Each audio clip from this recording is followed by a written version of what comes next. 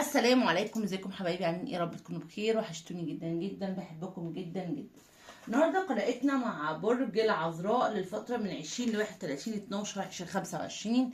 بس قبل ما ابدا القراءه فضلا وليس امر، ما تنسوش لايك اشتراك في القناه تفعيل زر الجرس ليصلك كل جديد. بالنسبه للقراءات المجانيه تابع البث مباشر القناه، اما القراءات الخاصه بس يمكن الفيسبوك رقم الواتساب سد الوسط، تقدر تتواصل معي لحجز قراءتك الخاصه. برج العذراء طاقه عامه، واشبك طاقتك معايا برج العذراء. القراية النهارده هتضم معانا قراءة عاطفية كمان. بسم الله يا رب. برج العذراء من 20 ل 31 12 2025 توقع عامة. بسم الله.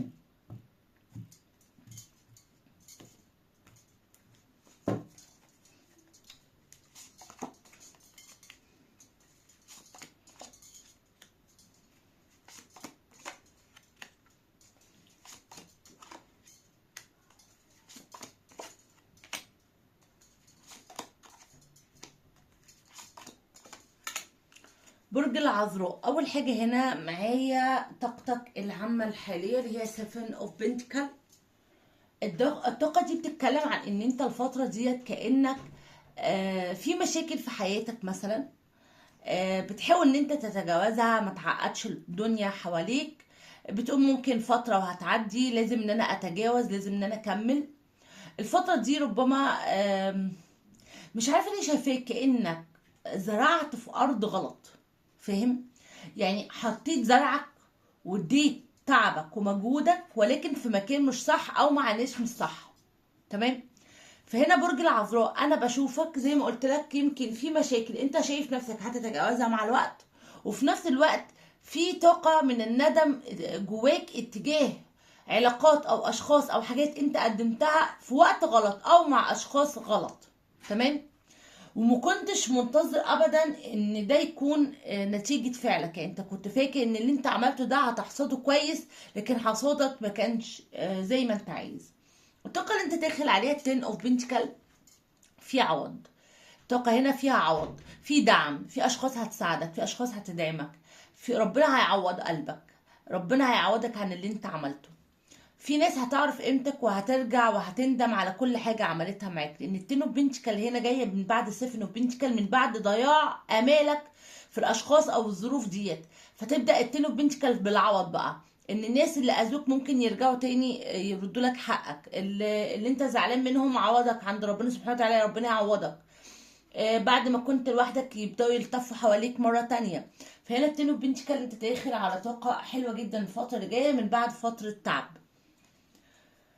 عندي هنا عمليا ذا فول، انت عايز بداية جديدة. ربما مثلا برج العذراء انت عايز تدخل بداية جديدة، وممكن قلقان او خايف، او ممكن شايف ان انت ما عندكش خبرة كفاية، او في حد مثلا بيقول لك لا استنى، مش ده المكان المناسب ليك، او مش ده الشغل اللي انت تروح له. تمام. يبقى انت هنا لو انت شغال فانت في مكان شايف ان انت مش مبسوط فيه، او انت عايز بداية اخرى. يعني انت مش مبسوط بالوضع الحالي. طب لو انت دلوقتي مش لاقي شغل، فانت بتدور على شغل بس في مكان او مجال مش بتاعك، انت ما عندكش خبرة فيه. تمام. طب لو انا دلوقتي داخل مشروع جديد، برضو نفس الكلام، انت ما عندكش خبرة كفاية لهذا المشروع، فيجب ان انت تدرس كويس او تبقى عندك خبرة كويسة للحاجة اللي انت داخل عليها. الفترة اللي جاية عندي ايت فونس عمليا، وده معناه برج العذراء ان انت عندك تغيرات حلوة قوي. والناس اللي عايزه تسافر عندك طاقه سفر حلوه جدا برج العذراء عمليا. طبعا هنا السفر هيبقى خاص بالعمل، خلي بالك. ماديا هاي بريستس، وضعك مش مستقر الفتره ديت، وربما لسه في حاجات من الماضي او حاجات فاتت لسه لحد دلوقتي انت لسه بتدفعها او ملتزم بيها. الفتره اللي جايه عندك كوين اوف وانز، كل حاجه هتمشي زي الساعه زي ما انت عايز. يعني امورك الماديه هتتحسن، امورك الماديه هيبقى فيها تغيير انت هتحبه، هتعرف تلتزم بكل التزاماتك بدون اي شقاء او تعب في هذا الامر. صحيا بقى هو ده الطاقه اللي انا مش حباه، اللي هي الفايف اوف كابس اللي هي جايه من سيفن اوف بنتيكل. ان انت ندمان او زعلان، جواك زعل كبير جدا يا عذراء. ده ممكن يأثر علينا صحيا. طبعا هنا رسالة التارو في الصحة ان انت حاول ما تبصش على اللي فات وبص على اللي جاي، وحافظ على اللي جاي بقى، حافظ على صحتك، ما تحاولش تفضل في الوضع ده كتير، ده هيأثر عليك بشكل ما. كده طاقتك العامة. يلا بقى نشوف الطاقة العاطفية برج العذراء.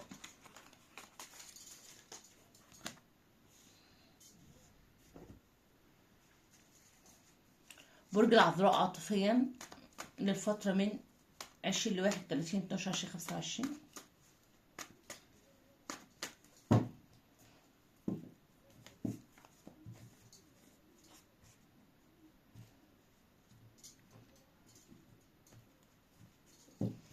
بسم الله الرحمن الرحيم.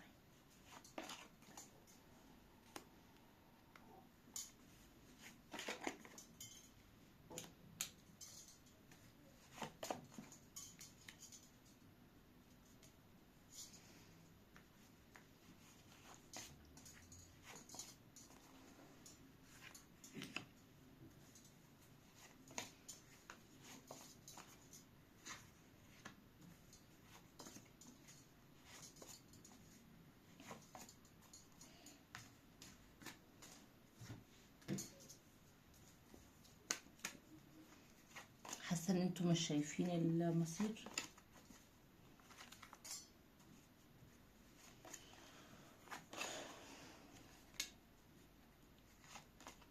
يعني انا عايزه اقول لك لو شريكك برج حوت فطاقه الحوت قويه عليك جدا، انت تعبان منها.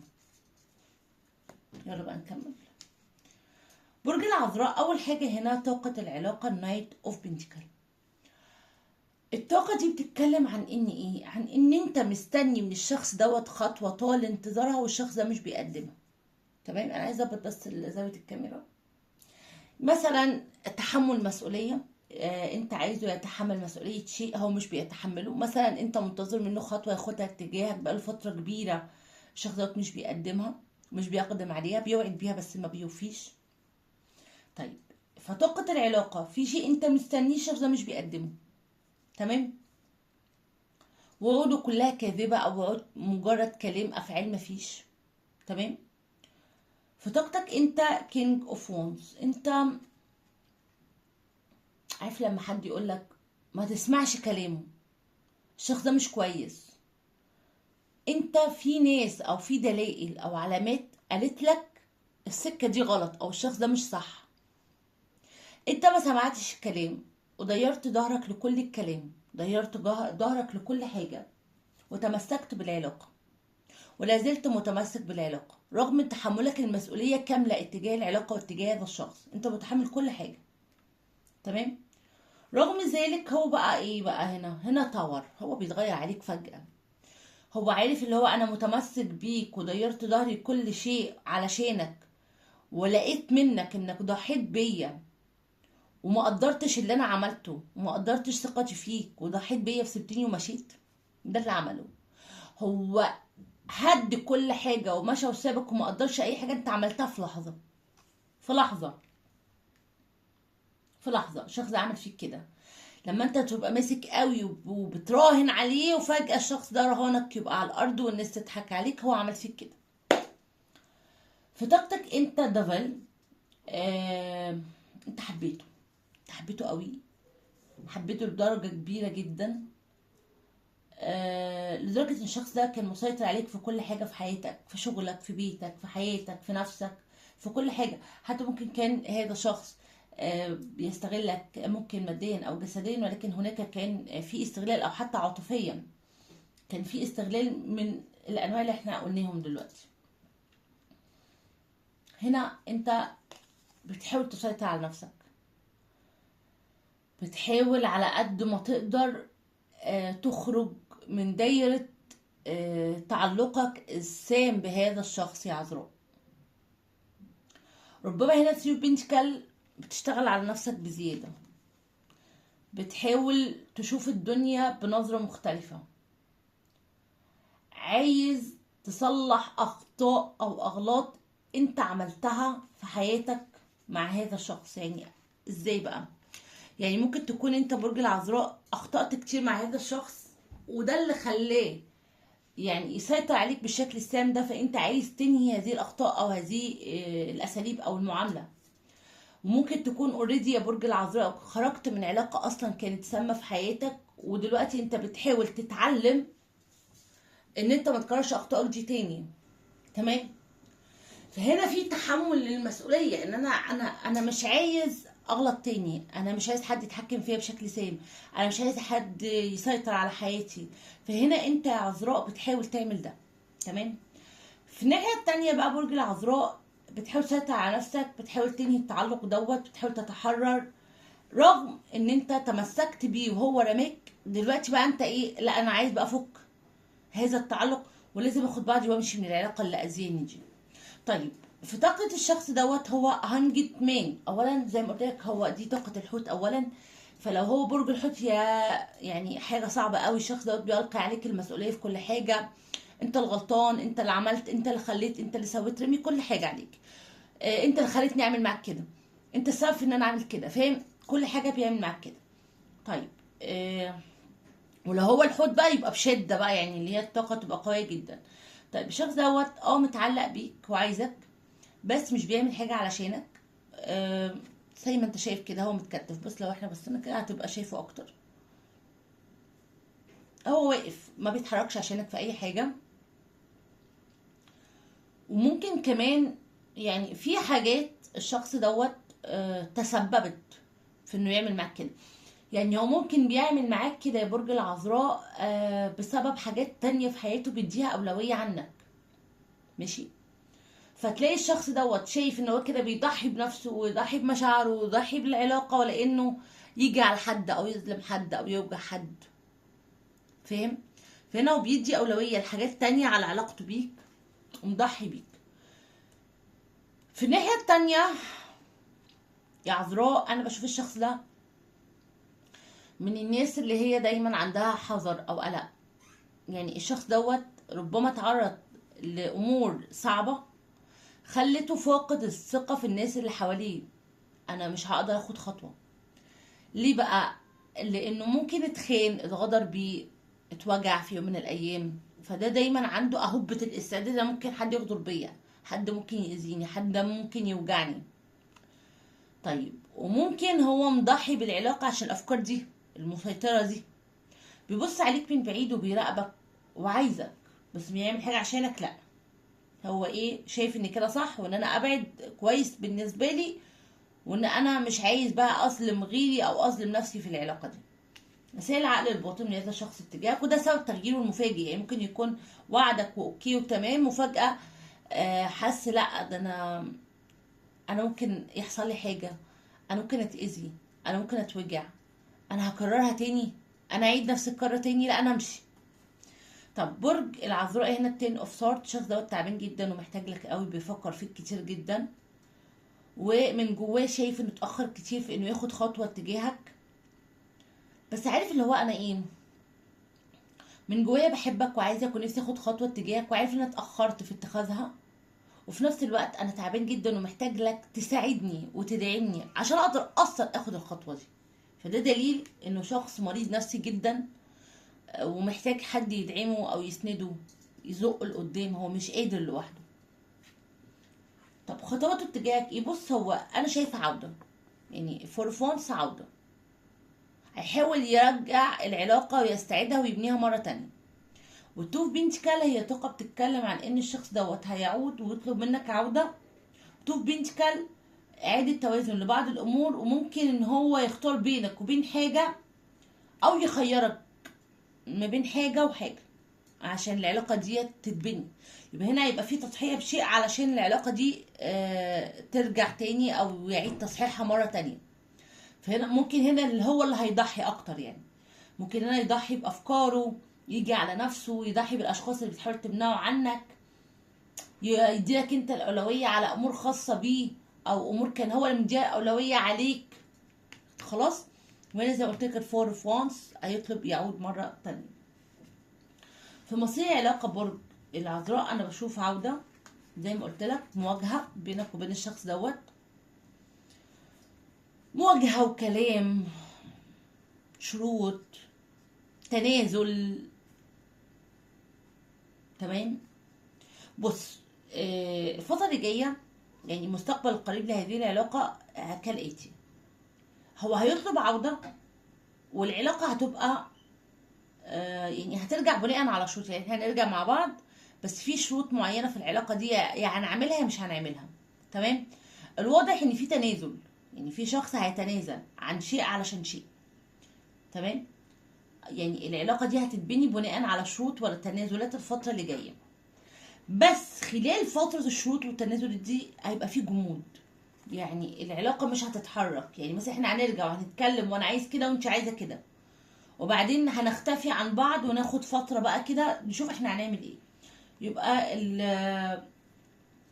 هنا في مصير بعيد للعلاقة. ثواني.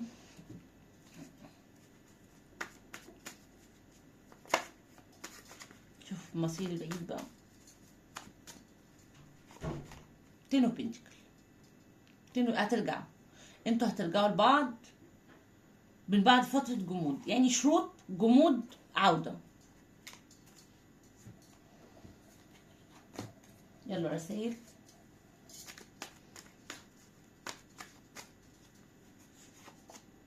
اول مسج بيقول لك: هذا الشخص ربما توأم روح او شعلة بالنسبه لك، ادي فرصه، فهناك تغيير ينتظرك في هذه العلاقه. فك اي تعلق سلبي، يعني ممكن نرجع بس ما نرجعش بالشكل السلبي دوت، او ما نخليش الشخص دوت يسيطر علينا بشكل سام. نكون اقوياء كده واذكياء في التعامل وما نكررش اخطائنا.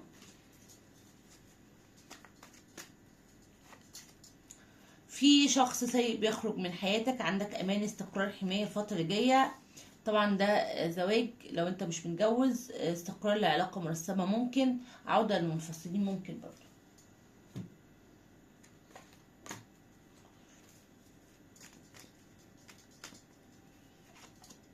ملاكك يقول لك: ابقى قويا، آمن بالمعجزات، دورك قادم قريبا.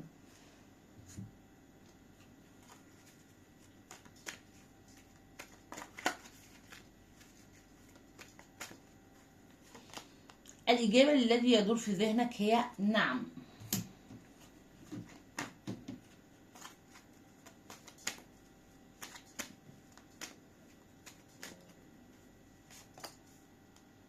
في شخص بيحاول ان هما يسيطروا على حياتك عن بعد، ممكن بقى بطاقات سلبية او بعين حسد مثلا، او بيراقبوا من بعيد، متتبعين مراقبين ليك، خلي بالك.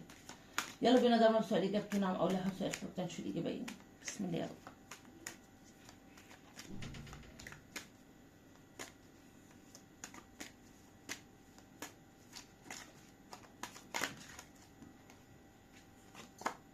ربما، نعم ولكن فكر قليلا. يعني بس ممكن هناخد وقت شويه. تاخد ابراج ذات مع النهارده ناريه، ترابيه، هوائيه، مائيه، كل ابراج نزلت. الابراج الكبيره اللي كانت موجوده معايا: الجدي، الاسد، العقرب، الحوت، الجوزاء، العقرب، قلنا الحمل. طب برج العذراء، لو كان شريكك برج ترابي، ترى عذراء جدي زيك، العلاقة هنا شوية فيها تعلق سام، خلي بالك، حاول ان انت تتحرر منه. بشوف ان في شيء هتاخده او في عوض حلو هتتحصل عليه، ولكن بعد فترة مش على طول. العلاقة دي هيكون فيها استقرار من بعد تضحية او تنازل. برج العذراء، لو كان شريكك برج ناري، اسد، قوس، حمل، المشاكل اللي بينك وبين الشخص دوت هتنتهي قريبا جدا، هيبقى فيه تحمل للمسؤولية. في اشخاص بتحاول تفرقكم عن بعض، هتدولهم ظهركم وهتمشوا. هيبقى فاضل يعني في تحديات لسه هتواجهوها، ولكن هتتمسكوا ببعض، والعلاقة داخلة مرحلة اكثر استقرارا الفترة القادمة. تمام. لو كان شريكك برجه مائي، حوت، سرطان، عقرب، العلاقة هنا حصل فيها انهيار مفاجئ. أه بشوف الشخص دوت متعلق بيك، ولكن لاقي كل شيء سلبي عليك انت، دايما بيضحي بيك اكتر حاجة. بس الشخص دوت هيبدأ يتغير ويبدأ ياخد خطوة تجاهك الفترة اللي جاية، وهيعرف غلطه. لو كان شريكك بقى برجه هوائي، يعني ميزان، دلو، جوزاء، العلاقة بينك وبين الشخص دوت هتكون عاملة ازاي؟ في مواجهة، في شروط. العلاقة الشخص دوت محتاج لك جدا جدا فيها. هتعود العلاقة دي ولكن من بعد فترة يعني شوية، يعني لسه قدامها وقت. يعني هنا العودة بطيئة شوية. تمام. بكده يكون خلصت قراءتنا مع بعض. شكرا لكم واشوفكم على خير. وحشوني جدا جدا، مستنيكم في قراءات تانية كتير. ارجو لو عجبتكم القراءة متنسوش اشتراك في القناة وتفعيل زر الجرس ليصلكم كل جديد. باي باي.